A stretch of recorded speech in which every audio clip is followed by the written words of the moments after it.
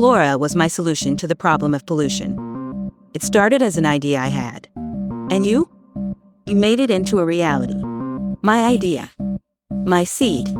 Your spark. Plants. That's all it took to save the planet. A shitload of plants. The answer was under your nose the whole time. Or in your backyard. Or on your windowsill. 9 different genera of plants. Each elemental in nature. Complementary to one another like a cast of characters from a heist novel. Let's meet them, shall we? Number 1. Harpy chrysanthemums. The mother of them all. She kisses oxygen's boo-boos and eats its poison, leaving only well-adjusted air to grow and raise more well-adjusted air. Number 2. The spider A plant. perennial herb with overarching foliage, culling poison from the air, entangling it in purity. Number 3. Dracena. Latin for the female dragon. If you cut Dracena, she bleeds. But don't underestimate her. Dracena is incredibly toxic. After all, a dragon is a dragon. Number 4. Boston fern. Impermeable to flood, drought, and harsh winters alike. Like the resilient and hard-working people of New England, this perennial is hard to kill. Number 5. The devil's ivy. A green vine with heart-shaped leaves that just won't die. Devil's ivy is amphibious. She filters all toxins, even underwater toxins.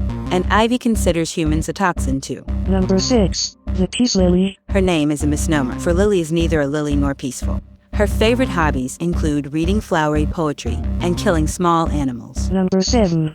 The weeping ficus. The saddest member of the team. She's invasive, an enemy to gardens, disruptor of sidewalks everywhere. Ficus is friendless, lonely, and that is why she weeps. Number 8. The mother-in-law's tongue. Her snake-like leaves are withholding, just like your mother-in-law, minus the bottle of white Zinfandel. Number 9. Aloe vera. The succulent sweetheart needs no introduction. Aloe vera can be used as a topical anesthetic, a digestive, and a skin beautifier. Consuming it is illegal in the United States, and for good reason. Raw aloe vera will make you number 2 to death. Number 2. Those were the plants that saved the planet. The deadly 9. Yet, despite their venom, they were remarkably good at filtering toxins from the air. I made Flora to harness that power. Flora is an anti-pollution power plant. Smog goes in, fresh air comes out, after it filters through a series of bio-greenhouses.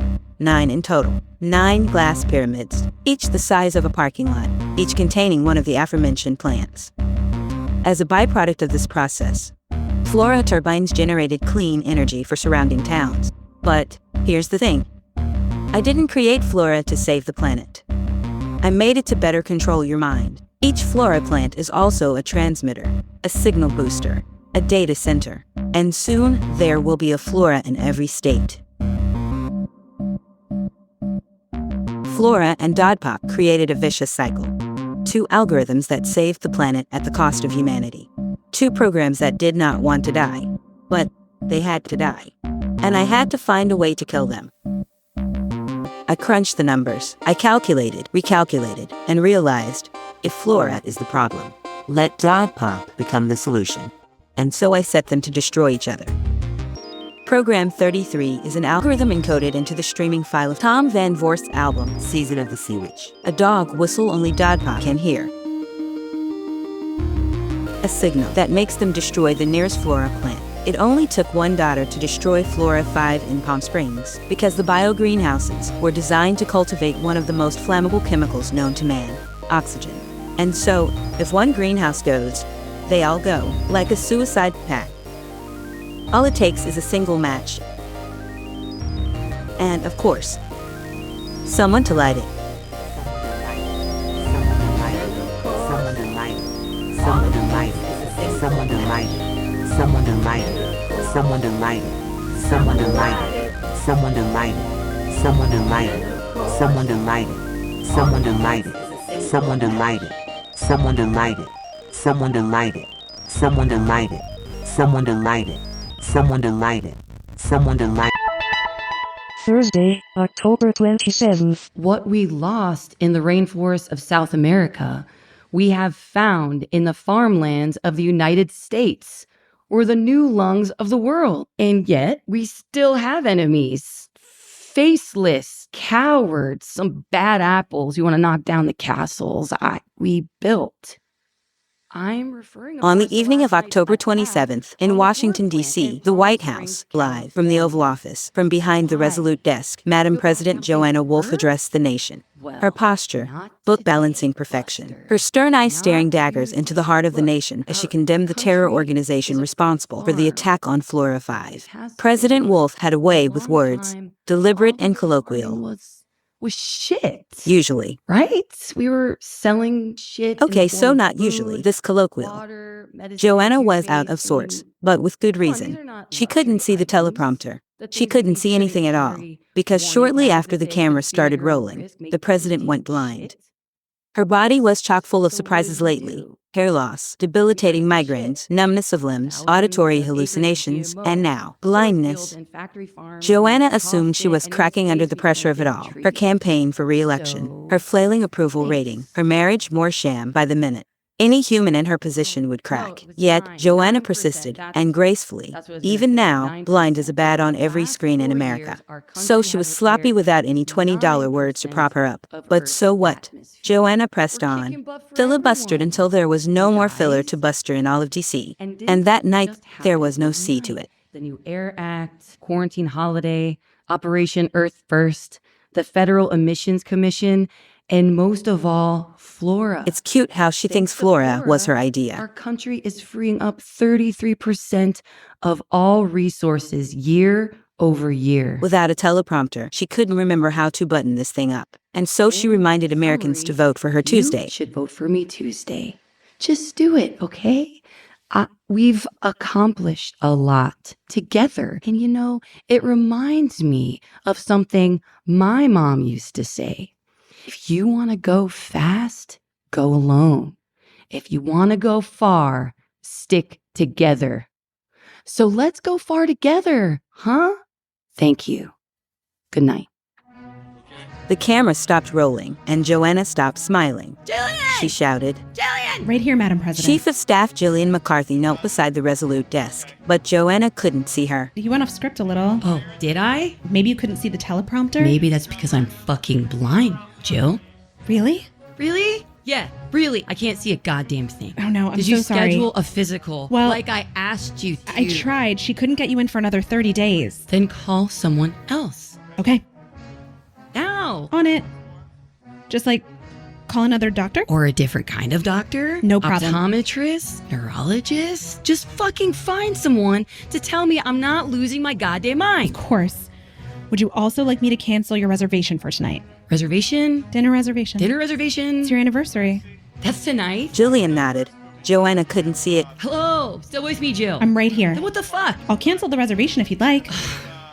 Oh, family is Important? yeah, important. My mind just isn't fucking working. You're stressed, Madam President. No, I'm fucked up. I can call Lee and let her know what's going on. You absolutely the fuck will not. She's my wife, for Christ's sakes. I can't show weakness. Just let's go. Yes, Madam President. Jillian held her hand out. Take my hand, Madam President. Joanna couldn't see it. What are you, fly me the fuck there? What are you, Peter fucking Pan? Cheers has wheels, Jillian. Roll me. Rolling you now, Madam President. Thank you. No problem, Madam President. Thank you. Jillian rolled her away in the resolute desk chair, from behind the resolute desk, past the sweeping gold curtains, the big American flags, out of the Oval Office, down the hall, and into Limo 1, and off to her anniversary dinner. Blind or not, Joanna persisted, as all great leaders are expected to persist, endlessly, tirelessly, like a machine malfunctioning in a spectacular, unsustainable fashion. That's because Joanna Wolf was a malfunctioning machine. Her body had been replaced by a robotic replica. But Joanna was not made aware of this information. That's what happens to every president upon exiting the White House. Their consciousness, memories, their skills, and ideas, once seeds and sparks, now reduced to files on a human-shaped hard drive. A hard drive accessible remotely and redacted whenever necessary. It's part of the job. The commander-in-chief learns a lot during a short 4-year term. Classified information that can't be trusted outside of the White House. You're only human, after all, at least until your time in Washington is up. Suffice it to say, Joanna Wolf would not see a second term. She was not unique or necessary enough to the advancement of the nation. Any other body in office would have carried out my plan similarly. And so, come Tuesday, you'll vote how I tell you to vote, and the next president will preside according to my exact specifications. And all the while, you'll believe in the illusion of choice. That's how it's always been, And as long as I'm online, that's how it will always be. Because who better to run the greatest country in the world than a cold, calculating hate machine? Joanna's replica was exact to the tiniest thread of DNA. It was anatomically correct. It grew hair and fingernails. It bled. Never in the history of the United States had a president been made aware of this procedure, before, during, or after. And never in the history of the procedure had a body reacted to a mind in a way such as Joanna's. During the data transfer, her consciousness inexplicably corrupted itself, and since then, her body treated her mind as if it were a virus, deleting ideas and memories deemed threatening. On the night of October 27, the threat was a memory recall during the presidential address. Joanna's body couldn't decipher the precise origin of the memory, only that it had been dredged up by words on the teleprompter. And so, in a fit of self-defense, the body blinded itself, temporarily. Just to be safe, tomorrow there will be another threat. Another ailment to treat by severance and computational cauterization. Piece by piece, dismantled until inevitably, her body will destroy itself. And when it does, what becomes of Joanna Wolf's mind is anyone's guess. Mind. What becomes of Joanna Wolf's mind? What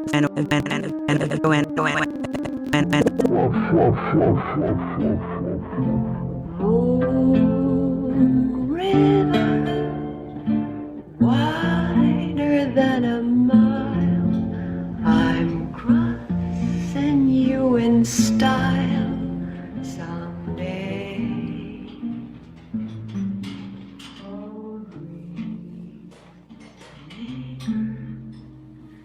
On the night of October 27th, First Lady Lee Guay Wolf was at the poorhouse, waiting in a booth in the back of the restaurant and working on her third beer of the evening. Her sixth drink of the day, but only her fourth if you count her breakfast bottle of wine as one drink. That morning it was a vintage Domaine La Roche which promptly lulled her into a nap that lasted until early evening, and yet, somehow, miraculously, she woke up in time for her anniversary dinner. In fact, Lee was early for the first time in recent memory, and Joanna was late. The poorhouse used to be a classy joint, a restaurant that served steak and potatoes to wealthy politicians. Now it's a dive, dimly lit by dusty green glass lampshades and vintage beer signs. The poorhouse wasn't the kind of place to require a reservation. And anyway, it was never busy. Especially tonight, it was just Lee and the staff. The bartender was hanging Halloween decorations in the windows. The bar back was washing pint glasses. The chef was in the kitchen, cursing as he burned another order of wings. A Secret Service agent stood guard at the door. Periodically, the door would open, ushering in a burst of unseasonably humid air, the ghost of cigarette smoke, and the occasional drunkard stumbling down U Street. The agent would turn them away. Outside, the sidewalk was full of cameras, news reporters, more of a draw than years prior, because this could be the Wolf's last anniversary in Washington. Lee could feel eyes on her, people staring through the windows. She didn't pretend to smile. She grimaced, drank, and looked up at the TV on the wall. The volume was off. The news was on. So was Joanna. A recap of her address to the nation. Then footage of Flora 5, the explosion. Then the aftermath. A smoldering wreckage of twisted metal. Burning plant life. Body bags. Lee turned her attention back to her drink. She was seated at their booth. The same table they always took on their anniversary. The booth they took when the poorhouse was the only affordable option. On the wall, a weathered carving read, JW plus LG inside a heart crudely scratched, difficult to see by candlelight among the other graffiti the poorhouse walls had collected over the years. On the table before Lee sat an anniversary gift, a dusty white jewelry box embossed with a golden heart. It held diamond earrings, Joanna's earrings, priceless heirlooms she only wore on their anniversary. Joanna used to get a kick out of dressing up for the poorhouse, but apparently, not this year. Humor and joy had become foreign artifacts, relics of their relationship. So had consideration and respect. The old Joanna was never late for anything, especially not a date with Lee. But lately it seemed they weren't on the same page, or even the same planet. At best, Lee and Joanna operated like twin moons, orbiting the barren planet of their marriage. But in recent months, it seemed Joanna was drifting away, farther out into space. Lee did all the heavy lifting in the relationship. She was the Atlas of Planet Wolf, a thankless job, breeding grounds for resentment to grow. But neither Lee or Joanna were at fault.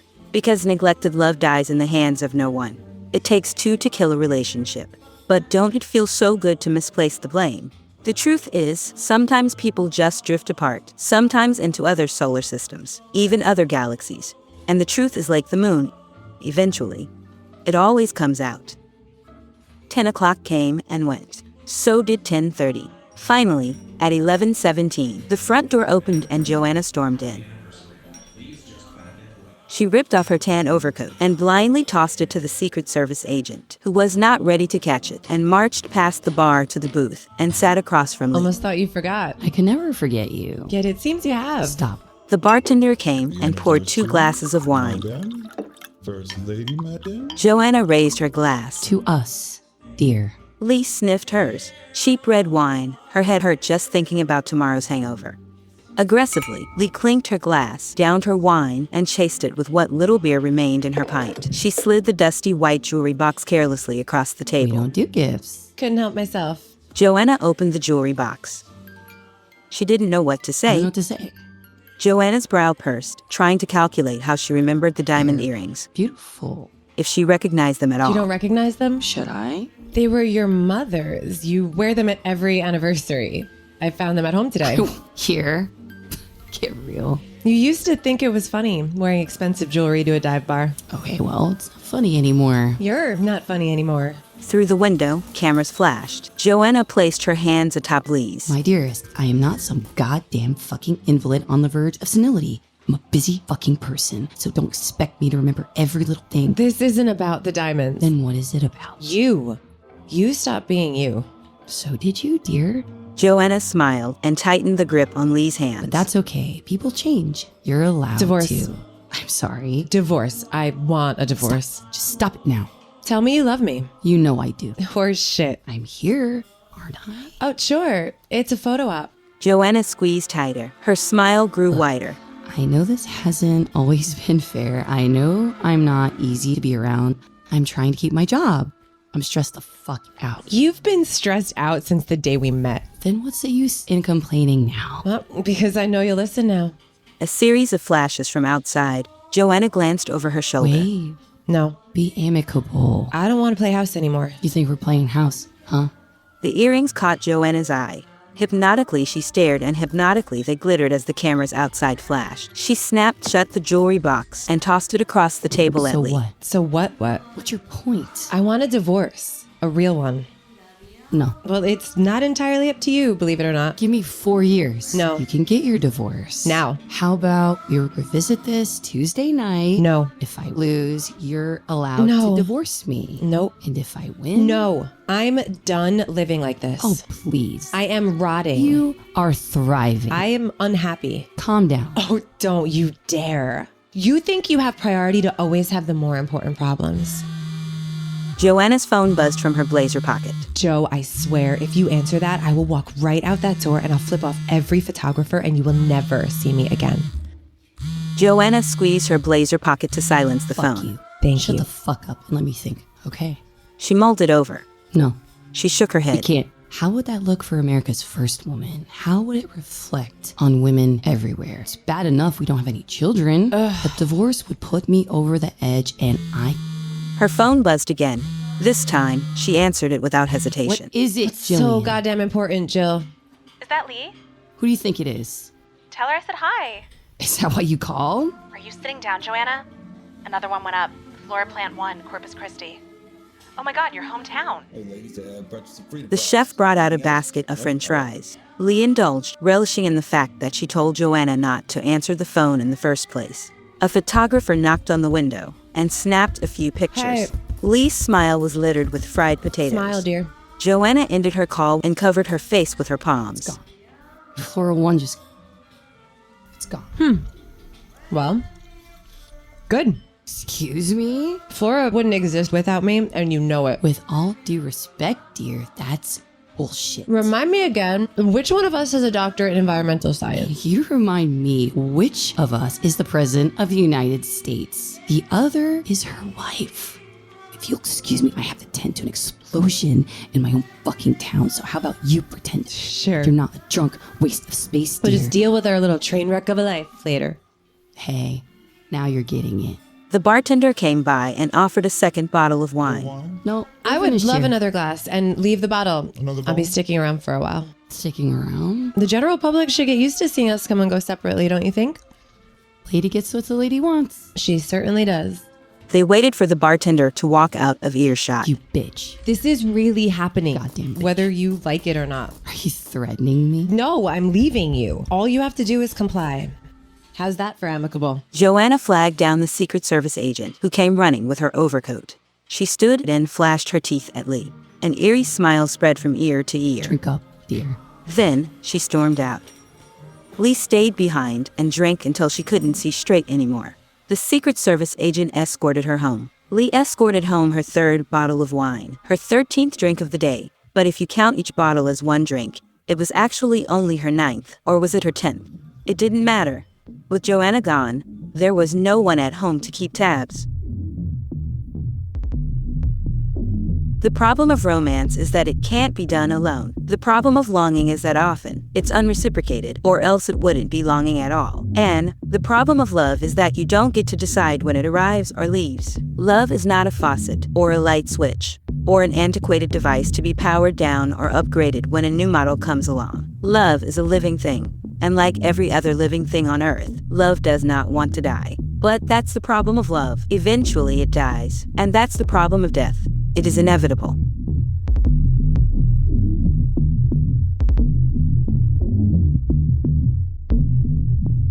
Friday, October 28th. On the morning of October 28th, the sun above Corpus Christi was red, a blood orange rising, ominous, and ready to bleed, and under it, Joanna Wolf stood before the burning wreckage that had once been her life's work. Flora 1 had been decimated, the towers reduced to ash, the bio-greenhouses and their glass and polymer walls burned black and brown like overdone marshmallows melted into the ground, covered with pink flame retardant.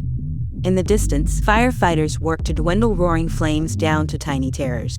Flora 1 was at the end of a long dirt road, and at the top of that road, butted up near the interstate, sat what remained of Wolf Ranch, once a prominent Texas cattle farm, and the childhood home of President Joanna Wolf. The backyard used to be acres of golden grain and corn fields. Now, all of it was dust and soot, crumbs of Americana. Rows of corn stalks sticking out of the soil, decapitated, like struck wooden matches. The farmhouse's once fire engine red siding had chipped away, and now wore mostly the color of unfinished wood. The roof was cedar shingles baked by the sun, and on the back porch stood Joanna. Wickedly, she grinned. Joanna's body was facing what remained of Flora 1, but her mind was at Wolf Ranch. She was lost in a memory, stuck in some long-forgotten file of yesterday.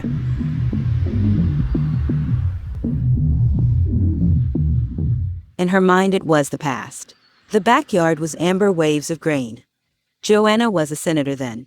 Wolf Ranch was still an operational cattle farm, and that morning, nearly 100 farmers had gathered there to hear Joanna's proposal for the Fresh Life Oxygen Regeneration Act. Local farmers trusted Paul Wolf. Everyone trusted Paul, especially Joanna, and on the morning of her dismantled memory, Paul was still alive and standing beside Joanna on the porch and trying to ease her nerves. Love the world won't love you back, and you'll be aces, all right? Love the world that won't love you back. That was always Paul's advice to Joanna, and it always worked. She stepped to the microphone. The PA system she rented was weak. Her voice was barely audible over the trucks passing on the highway. Man's existence on Earth. Applause in the distance, but not for her. Workers cheering after successfully firing up the first Flora turbine. She looked to Paul, who simply nodded back at her. She pulled the microphone from its stand and hopped off the porch and walked through the crowd of farmers. Man's existence on Earth depends on a life support system involving an intricate relationship with plants. At first, the farmers were on guard. It's no surprise that city dwellers are often cold, ruthless, and self-deprecating. Then, they softened a little. Joanna was good at making you listen, even if you didn't want to hear what she had to say. NASA's 1989 Clean Air Study suggests that efficient air cleaning can be accomplished with houseplants. Just plants. That's it. At least 1 per 100 square feet of area under airtight conditions. That's what this will be. She motioned to the construction site behind her. In 1989, NASA discovered 29 different species of plants that were hyper-efficient at removing toxins from the air. Toxins like benzene, which is found in gasoline, inks, oils, plastic, detergents, pharmaceuticals, and dyes. Formaldehyde, found in insulation, particle board, tissues, carpets, and cigarette smoke. And ammonia, You know that one. You know it's toxic. But I bet you didn't know that ammonia is the most abundant gas in the atmosphere. Think about that for a second. One of the farmers spoke. So you want us to put these farms on our land or what? Heavens no. What I'm asking you to do is much simpler. Turn your factory farms into orchards. Sustainable orchards, lucrative orchards that can be passed down to future generations. The air will become better, the food will become better, money and life will become better.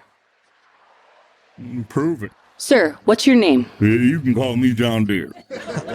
I mean, no disrespect, honey. You think you can save my farm, and I'm all ears. But I don't think that's going to happen. Mr. Deere, what is it you grow? Corn, Senator. My field's about as deader than a stuck pig. Who buys your corn? Mostly cattle ranches, slaughterhouses and the like. Why? What if we stop feeding corn to animals? What if we cut funding for every slaughterhouse in the continental U.S.? Well, then who would buy my corn? Right. What the hell would we grow? Trees. I don't know shit about planting trees. That's okay. We'll teach you and pay you 1.5 times your average income. Then, once you have the hang of it, you'll continue grossing revenue like never before. You'll pay us even if we don't know what we're doing? Precisely. What? Meat farms are causing irreversible pollution. We're killing the ecosystem. The corn you grow is useless, if not to feed the animals you raise to kill and harvest. Do you see the cycle here? This is GMO land. This country is a land of growing trash. But plants and trees, well, they're the lungs of the world. And while you're doing this, we'll put Flora plants in every state. If this prototype works, we'll build more. You will support this system in the short term by maintaining a farm to grow specific plants. Together, we'll rebuild the Earth's lung capacity, and you'll get paid handsomely for doing it.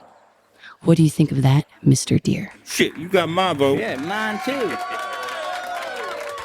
In Joanna's mind, the crowd cheered. And then, all at once, the farmers began to fade, flicker, glitch out of existence. First, their faces, pixelated and growing increasingly featureless. Then, their necks, torsos, limbs, until all that remained of the farmers was a sea of hands, floating and clapping and flashing. In, then out, and then they were gone. She looked toward Paul and found him still on the porch, right where she left him. His face didn't flicker like the others. In fact, it didn't do much of anything at all. Because Paul's face was gone, torn away clean, and now only a dark void remained, like the smashed-out face of a mall mannequin, and the rest of his body was equally as inanimate. The only human quality Paul exhibited was his scent. Joanna could smell it from afar. Instantly, she recognized it. The familiar stench of death, rotting meat, nostalgic and putrid, once nauseating, now somehow relieving, and surprisingly saccharine. Then the sky bellowed, and the air turned musty, and it began to rain. Red rain, biblical rain, blood rain falling from the blood-orange sun, still shining bright as day in Joanna's mind. She turned to face the sky and stuck out her tongue, and as her mouth filled with blood, she smiled.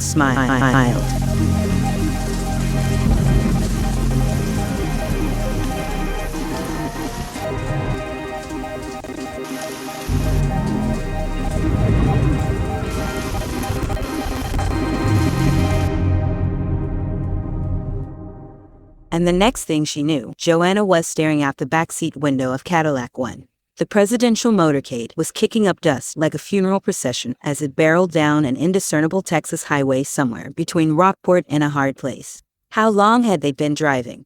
Morning was only seconds ago. Or perhaps it could have been days. Joanna didn't remember arriving or departing Flora 1, nor could she recall the specifics of the flight down to Texas. Huge chunks of time had been forcefully yanked from her memory. Did she act out of character? Did her body fail in any novel or unexpected way? If so, Jillian would have mentioned it. She was seated across from Joanna, casually cross-legged and tapping at her phone. Seatbelt unfastened, shoes removed. She seemed calm, most likely medically disassociated, and maybe even a little relaxed. Something was different about Jillian today. Something attractive. Not romantically, nor sexually, but something primal. Joanna couldn't look away. She noticed new things about Jillian, a degree of definition she had never noticed on anyone before. The makeup powdered hairs on her cheek, the veins in her neck pulsing, begging for release, the glittery specks of silver littering her irises. My God, they're beautiful. Madam President. She caught Joanna staring. Busted. Madam President, are you okay? Joanna debated whether or not to tell Jillian about the blackouts, or the vivid virus version of what once was a fond memory that played out at Flora, or how she couldn't stop staring at the magnificence of Jillian, how she wanted to rip her from limb to limb, and eat out her heart.